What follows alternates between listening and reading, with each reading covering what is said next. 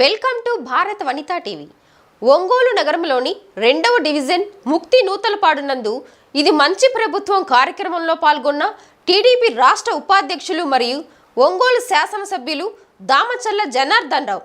ఈ సందర్భంగా జనార్దన్ రావు మాట్లాడుతూ ఇది ప్రజలు కోరుకున్న మంచి ప్రభుత్వమని, ప్రజల నమ్మకాన్ని వమ్ము చేయకుండా ఇచ్చిన హామీలన్నీ నెరవేర్చి వారి సంక్షేమాభివృద్ధికి కృషి చేస్తామని తెలిపారు. కూటమి ప్రభుత్వం ఏర్పడిన తరువాత 100 రోజులలో అమలు చేసిన పథకాలు వివరించడంతో పాటు ప్రజల సమస్యలు తెలుసుకోవడానికి ఈ కార్యక్రమం నిర్వహిస్తున్నట్లు ఎమ్మెల్యే జనార్దన్ రావు తెలిపారు. రాష్ట్ర ముఖ్యమంత్రి నారా చంద్రబాబు నాయుడు పెంచిన పింఛన్లు, అన్నా క్యాంటీన్ల పునరుద్ధరణ, 16,500 టీచర్ పోస్టుల భర్తీకి మెగా డిఎస్సి, ల్యాండ్ టైటిలింగ్ చట్టం రద్దు, నైపుణ్యాభివృద్ధి సెంటర్ల ఏర్పాటు వంటి 5 ప్రధాన అంశాలపై తొలి సంతకాలు చేశారని ఎమ్మెల్యే జనార్దన్ రావు గుర్తు చేశారు.